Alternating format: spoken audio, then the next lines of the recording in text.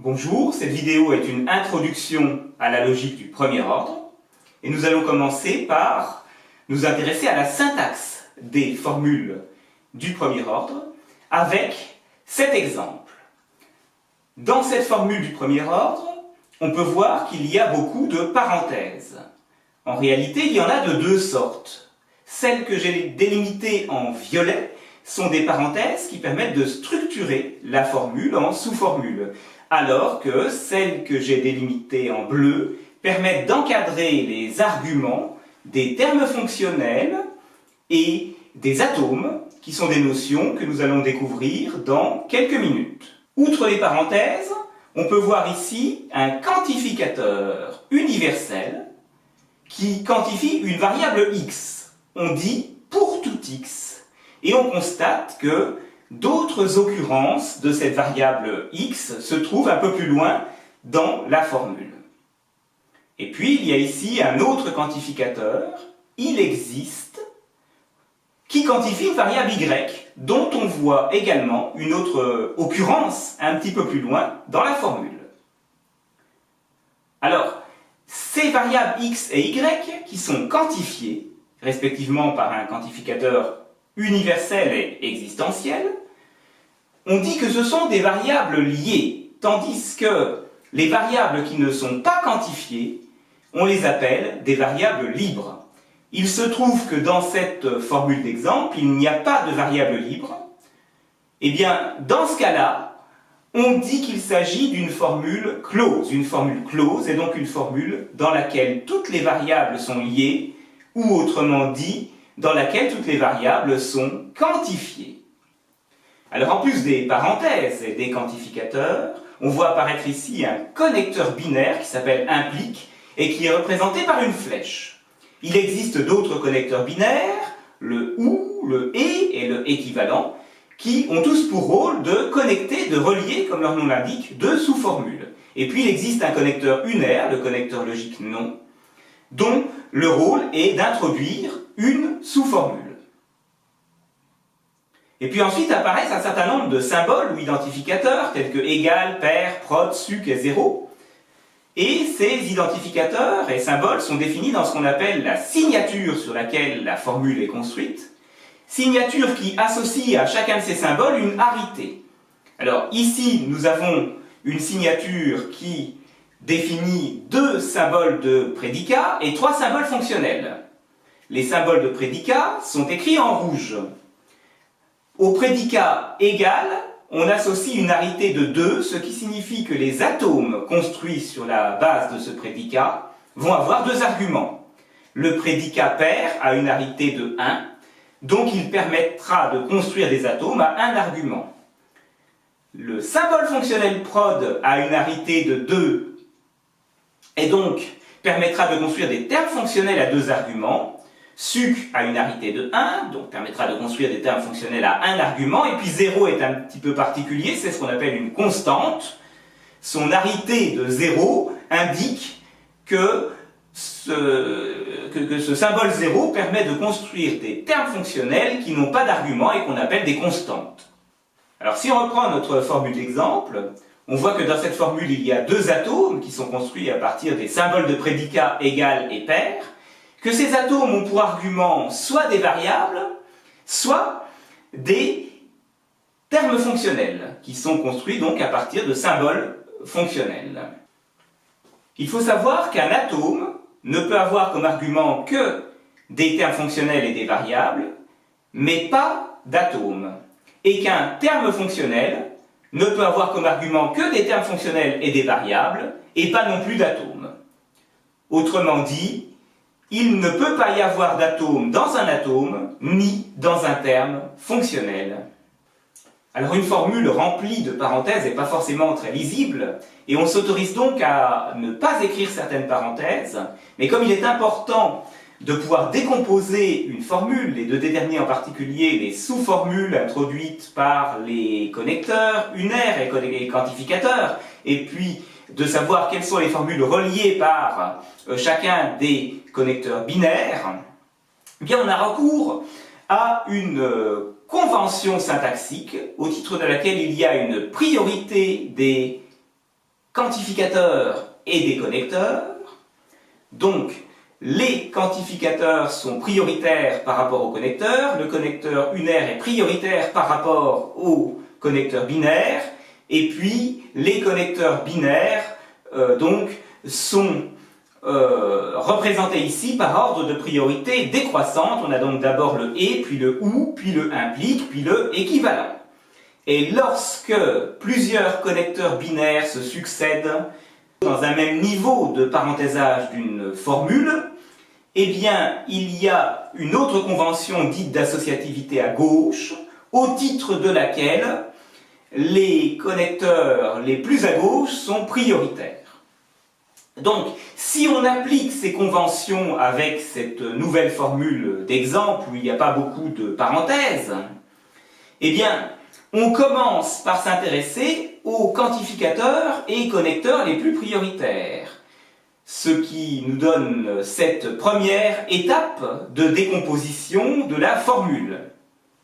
Ensuite, on s'intéresse au connecteur binaire le plus prioritaire, à savoir le connecteur et. Donc, voici la deuxième étape de la décomposition. Ensuite, on s'intéresse au connecteur OU, mais là, la formule est déjà correctement décomposée. Puis ensuite, on s'intéresse au connecteur implique, et comme il y en a deux à la suite, eh bien, on commence par identifier les deux sous-formules reliées par celui qui est le plus à gauche. Voici donc, finalement, la décomposition de la formule de cette formule d'exemple. Chacune des ellipses représente finalement un jeu de parenthèses qui est implicite. Alors je vous propose maintenant de récapituler les différents termes que nous venons d'introduire à propos de la syntaxe des formules de la logique du premier ordre. Une formule peut contenir des sous-formules qui sont elles-mêmes des formules. Un cas particulier de sous-formule est l'atome. Un atome est identifié par un symbole de prédicat et peut contenir des arguments.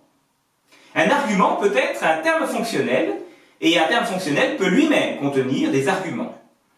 Les termes fonctionnels sont identifiés par des symboles fonctionnels, et un cas particulier de terme fonctionnel est la constante, qui n'a pas d'argument.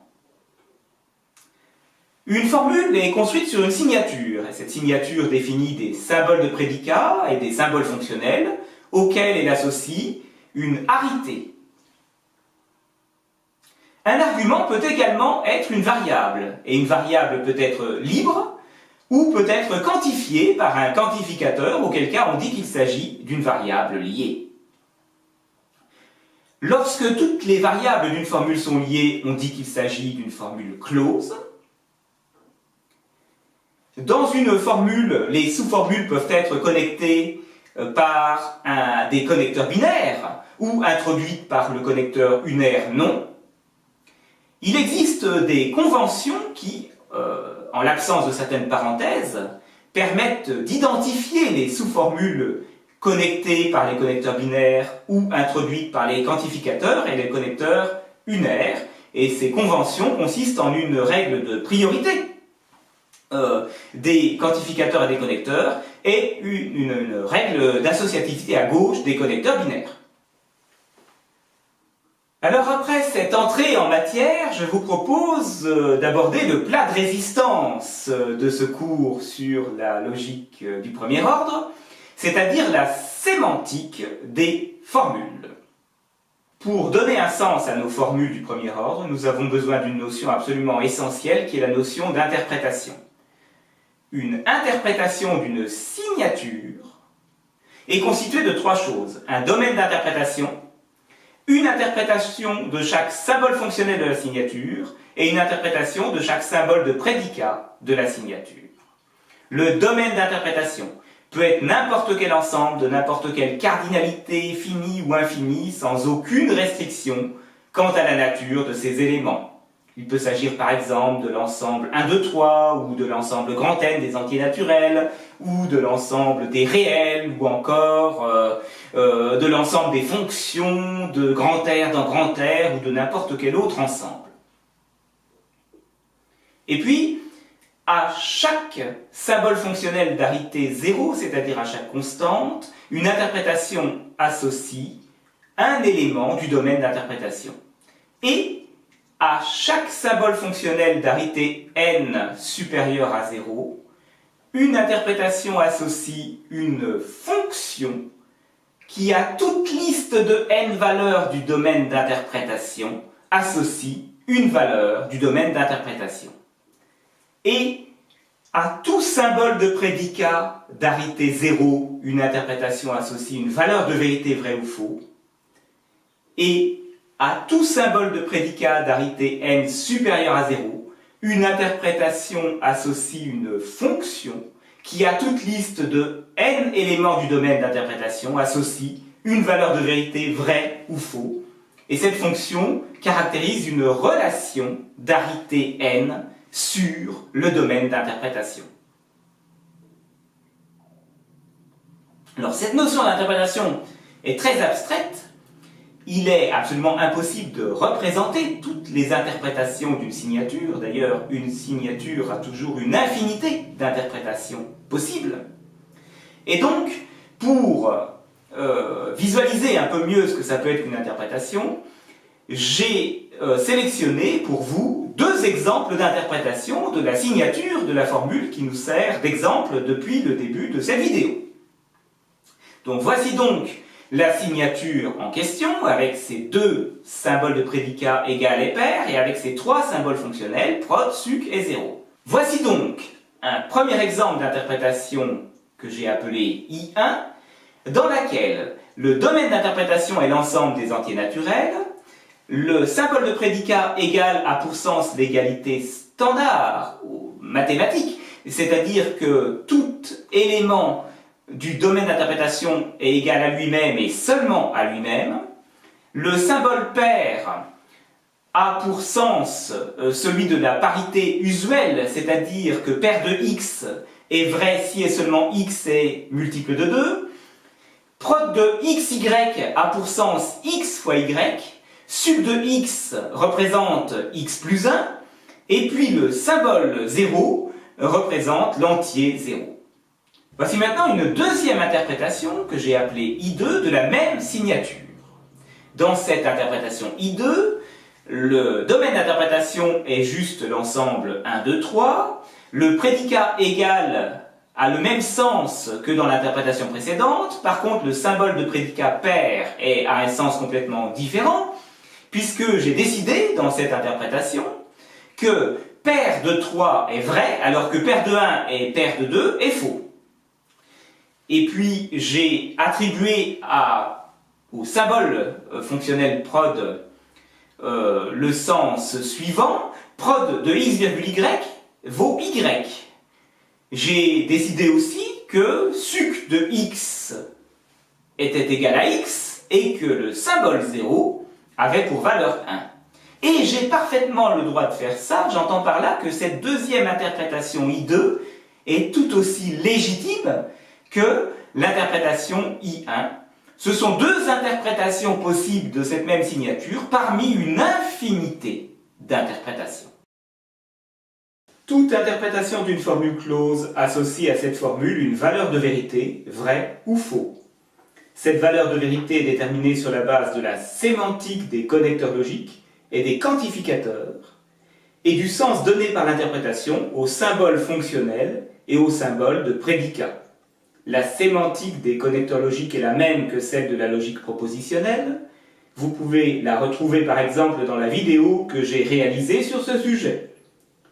Quant aux quantificateurs universels et existentiels, ils ont la signification usuelle et intuitive utilisée en cours de maths depuis les années lycée. Pour tout x signifie pour toute valeur x du domaine d'interprétation, et il existe x signifie pour au moins une valeur x du domaine d'interprétation. Lorsqu'une interprétation associe à une formule close la valeur de vérité vraie, on dit que cette interprétation satisfait cette formule ou encore qu'elle est un modèle de cette formule. Lorsqu'au contraire, une interprétation associe la valeur de vérité faux à une formule close, on dit que cette interprétation falsifie cette formule ou encore que c'est un contre-modèle de cette formule. Alors, Examinons un peu comment on détermine la valeur de vérité attribuée à une formule par une interprétation de la signature sur laquelle cette formule est construite. Alors voici une vue d'artiste, si j'ose dire, de l'interprétation IA de tout à l'heure, dans laquelle on retrouve le sens donné par cette interprétation aux différents symboles fonctionnels et symboles de prédicat. Alors question. Est-ce que notre interprétation I1 satisfait ou falsifie la formule d'exemple que j'utilise depuis le début de la vidéo? Eh bien, cette interprétation I1, au regard du sens qu'elle donne aux symboles fonctionnels 0 et suc, elle permet de réécrire notre formule f en remplaçant suc de 0 par 2. De la même manière, au regard du sens donné par cette interprétation au symbole fonctionnel prod, on peut remplacer prod de y,2 par 2y. Et comme le prédicat égal a le sens standard de l'égalité, eh bien notre formule serait écrite pour tout x, il existe y tel que x égale 2y implique paire de x. Et au regard du sens donné par notre interprétation au symbole de prédicat paire, ce que nous dit dans cette interprétation notre formule, c'est que tout entier multiple de 2 est multiple de 2, ce qui est parfaitement vrai. Par conséquent, cette interprétation I1 satisfait la formule f. Qu'en est-il maintenant de notre deuxième interprétation I2? Eh bien, pour cette deuxième interprétation, suc de 0 vaut 1. Et prod de y,1 vaut 1. Et égal de x,1 représente x égale 1. Notre formule s'écrit donc pour tout x. Il existe y tel que x égale 1 implique paire de x. Mais il existe y tel que x égale 1, ça n'est rien d'autre que x égale 1. Et paire de x, ça n'est rien d'autre que x égale 3. Ce que nous dit la formule dans cette deuxième interprétation, c'est que pour tout x, si x égale 1, alors x égale 3, ce qui est parfaitement faux. Et par conséquent, cette interprétation I2 falsifie notre formule f. Donc nous sommes dans un cas de formule qui est satisfaite par une certaine interprétation I1 et en fait aussi par une infinité d'autres interprétations, et qui est falsifiée par une interprétation I2 et également par une infinité d'autres interprétations. Lorsqu'une formule est satisfaite par toutes les interprétations de sa signature, on dit qu'elle est valide. Lorsqu'une formule est satisfaite par au moins une interprétation de sa signature, on dit qu'elle est cohérente. On peut dire aussi satisfaisable, ou parfois on peut lire également satisfiable ou consistante. Et lorsqu'une formule f est falsifiée par toutes les interprétations de sa signature, on dit que cette formule est incohérente, ou non satisfaisable, ou encore non satisfiable ou inconsistante. Il est temps maintenant d'introduire une notion très importante qui est la notion de conséquence logique. Si on considère deux formules f et g qui sont basées sur une même signature, eh bien on dit que g est conséquence logique de f si et seulement si tout modèle de f est modèle de g. En termes d'ensemble de modèles, ça se traduit, ce qu'on voit sur ce graphique, par le fait que l'ensemble des modèles de la formule f est inclus dans l'ensemble des modèles de la formule g. Et on note cette relation à l'aide de ce symbole qui est le symbole de la conséquence logique. Alors, après ce plat de résistance, qui j'espère n'aura pas été trop indigeste, il est temps d'arriver au dessert, et je vais vous parler des systèmes de preuve, mais sans rentrer dans des détails trop techniques. On appelle règle d'inférence une règle qui permet, à partir d'une ou plusieurs formules qu'on appelle les prémices, de produire une formule qu'on appelle la formule déduite par cette règle ou la conclusion. Les règles d'inférence permettent de construire des dérivations. Étant donné un ensemble de formules qu'on appellera formule initiale. On appelle dérivation toute suite de formules dans laquelle chaque formule est soit une formule initiale, soit une formule obtenue à partir de formules précédentes par une règle d'inférence. Alors maintenant, on appelle système déductif ou système de preuve l'association d'un ensemble de formules valides appelées axiomes logiques et d'un ensemble de règles d'inférence ayant la propriété suivante. Soit f et g, deux formules closes. Bien. Si, à partir de l'ensemble de formules initiales constituées de f et des axiomes logiques, on peut obtenir une dérivation qui produit la formule g, alors g est conséquence logique de f. Une telle dérivation est appelée preuve formelle et est notée à l'aide de ce symbole qui est le symbole de la preuve. Un système de preuve permet donc de produire des conséquences logiques, des formules qui sont conséquences logiques d'une certaine formule initiale, ce qui est quelque chose de très intéressant dans le domaine du raisonnement automatique. Mais il y a quelque chose qui est encore plus intéressant, c'est un système de preuve complet, c'est-à-dire un système de preuve qui permet de produire toutes les conséquences logiques d'une certaine formule initiale.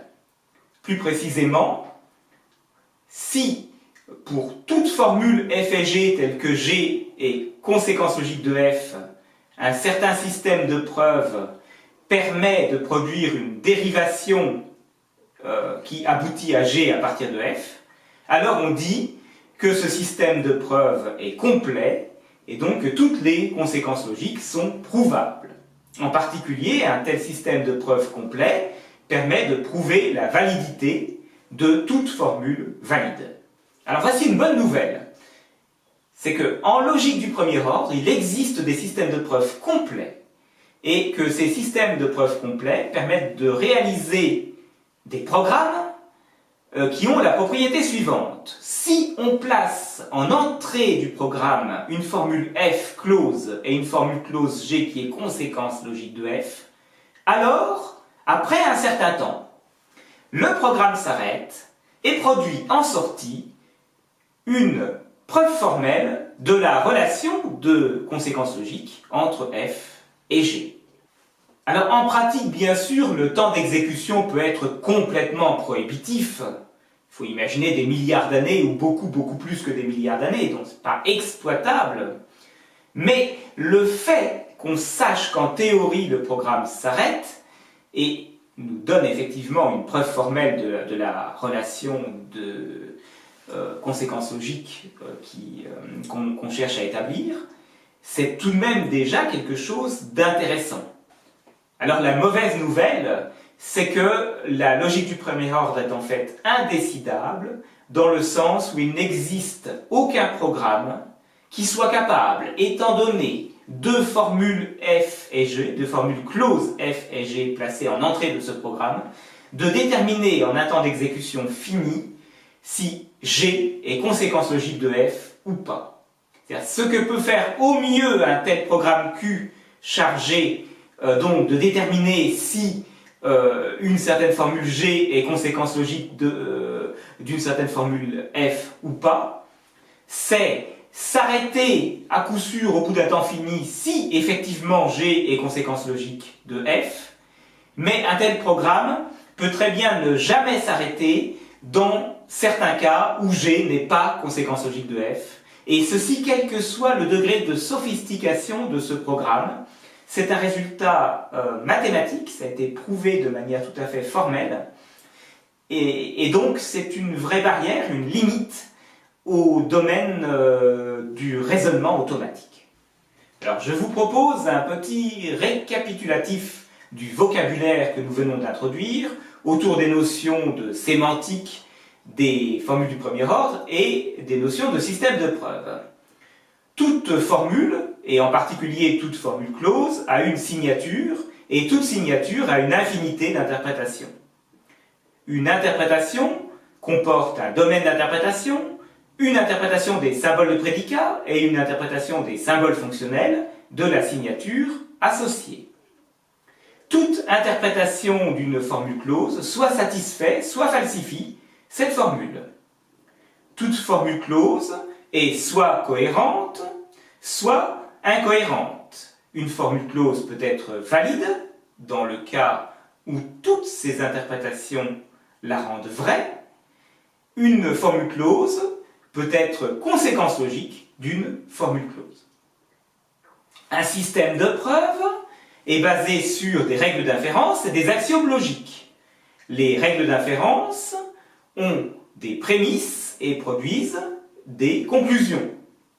Un système de preuve est correct par définition dans la mesure où il produit des conséquences logiques. En fait, dans la mesure où tout ce qu'il produit sont des conséquences logiques de la formule qui est utilisée en entrée de ce système de preuve.